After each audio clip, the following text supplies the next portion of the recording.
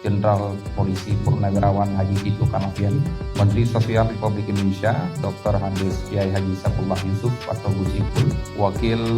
Gubernur Aceh Haji Abdullah SE yang juga sahabat saya, kemudian Bapak Kapolda Aceh Irjen Pol Dr. Handes Marduki Ali Baca, dan yang saya sayangi semuanya,